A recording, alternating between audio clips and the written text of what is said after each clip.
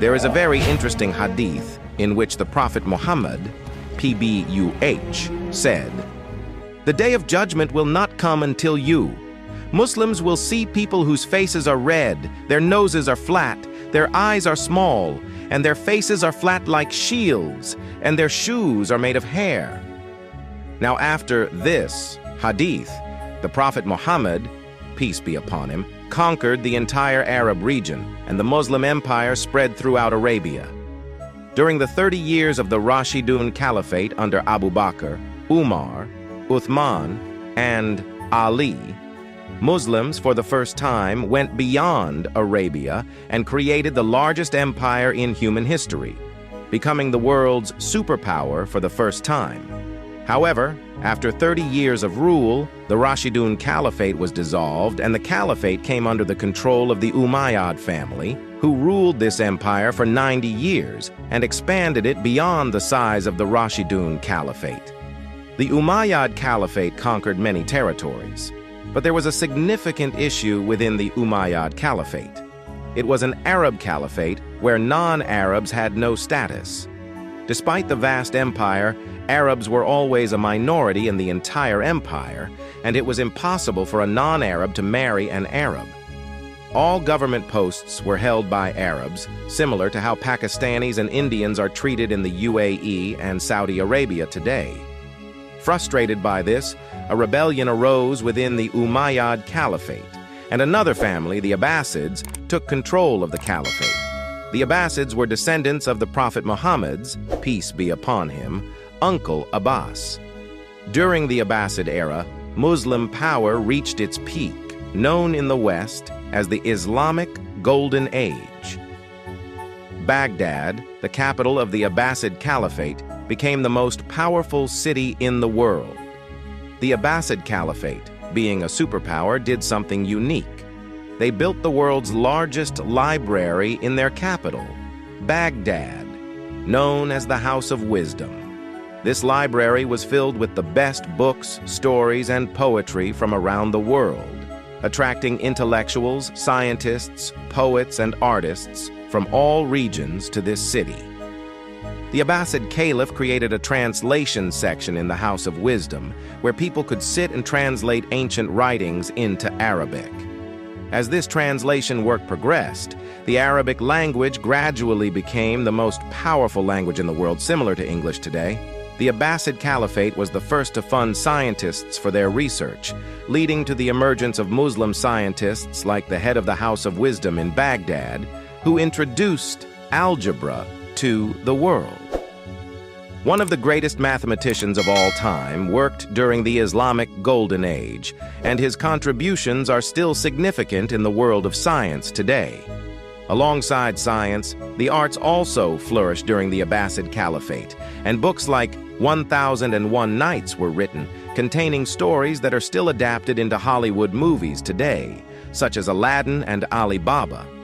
In short, Muslims were the world's superpower and no one could challenge them. However, as history shows, when an empire reaches such a level, the only way forward is decline. Before the Abbasids, the Umayyad Caliphate was an Arab caliphate, but the Abbasid Caliphate was the opposite, with people from all corners of the empire included in the government: Persians, Turks, Greeks, and more.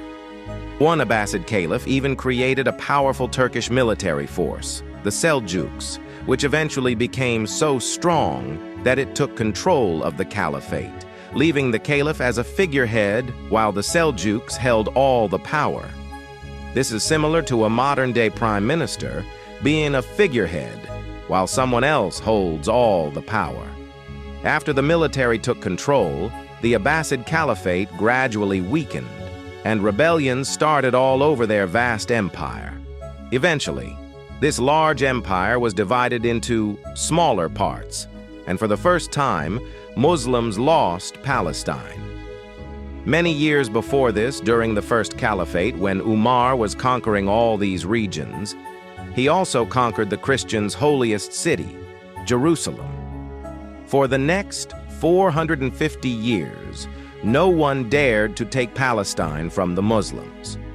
However, when the Abbasid Caliphate weakened and Muslims were divided into smaller parts, The Christians of Europe took full advantage of this time and started a great war to take Jerusalem and Palestine from the Muslims. This was the mightiest battle between Christianity and Islam. And finally, in 1099, after conquering Palestine and Jerusalem, the Christians martyred Muslim children and women and set their homes on fire. One book even mentions that the Crusaders snatched Muslim children from their mothers and threw them from buildings. Muslims tried to escape from the Crusaders by hiding in their homes and mosques. But instead of pulling them out, the Crusaders set those homes on fire from the outside, burning the Muslims to ashes. If you wonder how such atrocities could happen, the same things are happening in Palestine today. Only a few Muslims survived the Christian atrocities, and they took the old Quranic mosque from Masjid al-Aqsa with them, which was written during the time of Hazrat Uthman. Despite all these atrocities, there was no Muslim leader in the world who could reclaim Palestine. However, 40 years after losing Palestine, a child was born in the house of a common soldier, Najmuddin Ayyub, in Iraq. This child was known as Yusuf Salahuddin Ayyubi. At the age of 25, Salahuddin Ayyubi went with his uncle towards Egypt, and after a long struggle, became the Sultan of Egypt. This is a long story, which we will discuss later. While Salahuddin Ayyubi was becoming the Sultan of Egypt, far away in Mongolia, a child was born in the house of the chief of a small tribe. His name was Timujin, also known as Genghis Khan. Yes, Salahuddin and Genghis Khan lived in the same era. One was to lead Muslims back to glory, and the other was to destroy Muslims in a way that no one had done before. After losing Palestine, especially Jerusalem, Muslims had no strong leader. But during this time, Muslim scholars played a significant role. Previously, Muslims lived in many divided groups, but some great scholars started uniting them with the goal of reclaiming Palestine at any cost. Over the next few years, this idea was firmly planted in the minds of the young population of Muslim kingdoms. However, there was still no single leader who could unite Muslims and attack the Christians. Finally, after becoming the Sultan of Egypt, Salahuddin Ayyubi made a deal with a group of Christians that there would be peace for the next 10 years, and neither side would attack the other, similar to the Treaty of Hudaybiyah. Salahuddin Ayyubi used these 10 years to unite Muslims, and eventually conquered the entire region. After this, Salahuddin Ayyubi became the most powerful Muslim king in the world, and all Muslims looked to him to reclaim Palestine. Scholars also supported Salahuddin Ayyubi, the most notable being Sheikh Abdul Qadir Jilani, who was the most influential scholar of that time and highly respected by Salahuddin Ayyubi. Finally, Salahuddin Ayyubi took his army and attacked the Crusaders. In the year 1192, Jerusalem was completely conquered and secured. The year 1192 was a very important year in Muslim history because Salahuddin Ayyubi achieved such a great victory. And on the other hand, Shahabuddin Gauri attacked and conquered India, laying the foundation of the Delhi Sultanate. Almost 100 years later, Muslims finally began to stabilize again, and they started to regain their lost honor.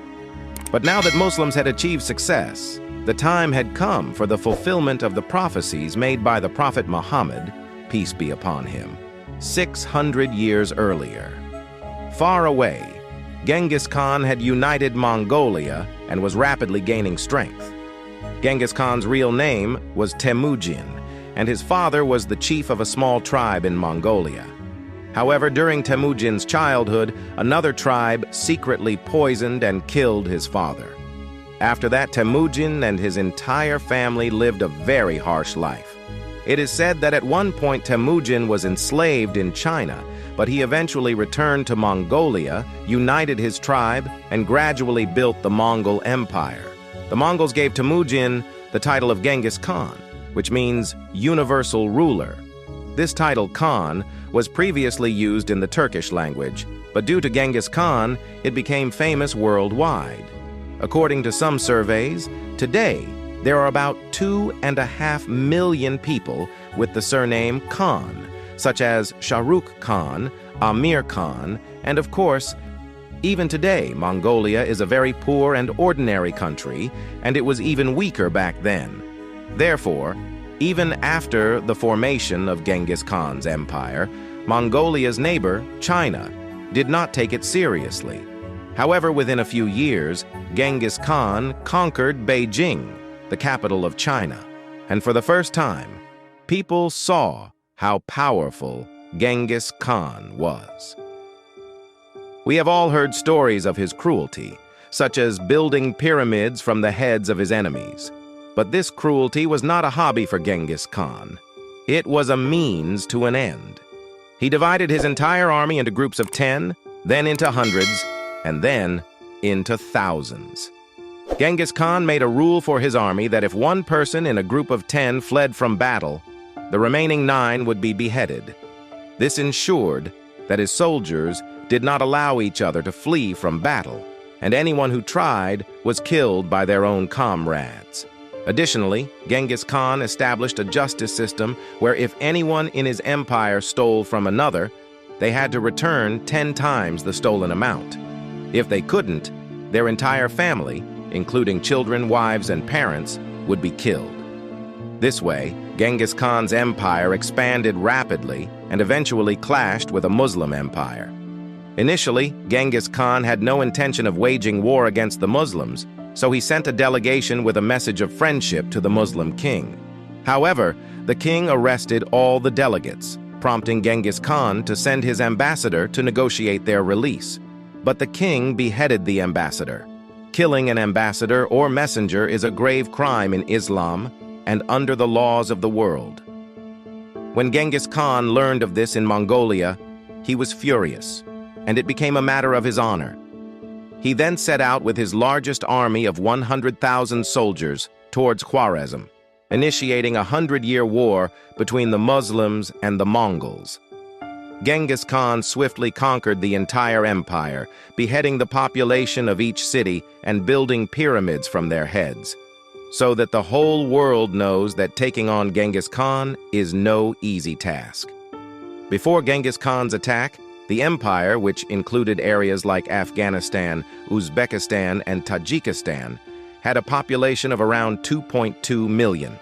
After Genghis Khan's attack, the population was reduced to 200,000. This means Genghis Khan martyred 1.8 million Muslims. After conquering these areas, one day Genghis Khan gathered all the Muslims in a mosque and then himself stood on the pulpit and said to all the Muslims, "I have been sent to you by your Lord." After this, the Mongolian Empire expanded further and even conquered Russia. However, during this time, Genghis Khan passed away in Mongolia and appointed his son Ogadei as the ruler. He divided his entire empire among his sons, but even after Genghis Khan's death, the Mongol Empire continued to expand. Many years later, Genghis Khan's grandson Hulagu Khan prepared another large army and marched towards Baghdad, the capital of the Abbasid Caliphate, which was the most powerful city in the world at that time. Ideally, the Muslims should have united against the Mongols, but they were so divided that they were more interested in debates and disputes among themselves than in facing the Mongol Empire. Hulagu Khan surrounded Baghdad from all sides, and finally, in 1258, he captured Baghdad from the Muslims and killed the caliph. After ruling for 500 years, the Abbasid Caliphate was permanently ended. Hulagu Khan spilled so much blood in Baghdad that it is said the Euphrates River ran red with the blood of Muslims for several days.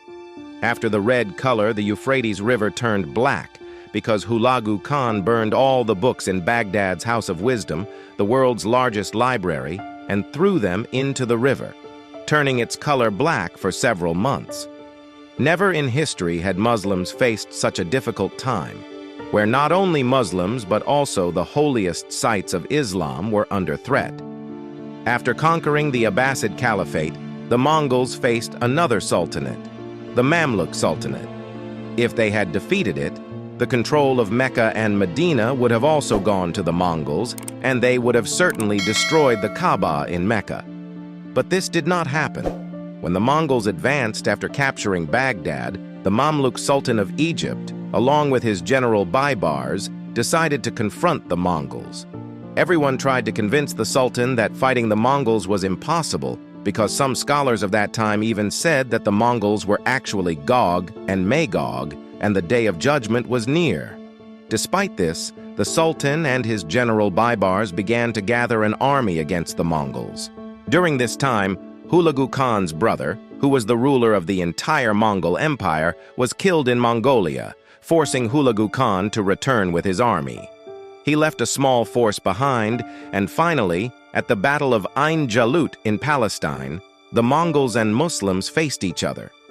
This area is called Ain Jalut because, according to Jewish tradition, it is the exact place where David, peace be upon him, defeated the great warrior Goliath thousands of years earlier. Thousands of years later, the weak Muslims defeated the great Mongol Empire for the first time and stopped its expansion forever. After losing this battle, the Mongol Empire never advanced further. This was the battle between the Mongols and Muslims, which the Prophet Muhammad, peace be upon him, had foretold many years earlier, and it ended with the Battle of Ain Jalut. However, the Mongols still controlled a large part of the Muslim world, and no one could challenge them. Gradually, the Mongols began to study the religion of Islam and were so impressed that the entire Mongol family living in these areas converted to Islam. These areas came back under Islamic control. If you look at the names of Genghis Khan's descendants, initially they had purely Mongol names like Ogadeh, Jochi, and Hulagu, but gradually their names changed from Mongol to Muslim names like Muhammad, Timur, Yunus, and Babur, especially in India. The empire that ruled for many years was from the descendants of Genghis Khan. Hazrat Umar and Genghis Khan have one thing in common. They both built the largest and most powerful empires. However, there is a significant difference between the two empires. Today, Genghis Khan is remembered as a tyrant, while Hazrat Umar is recognized worldwide as a great leader. Subscribe.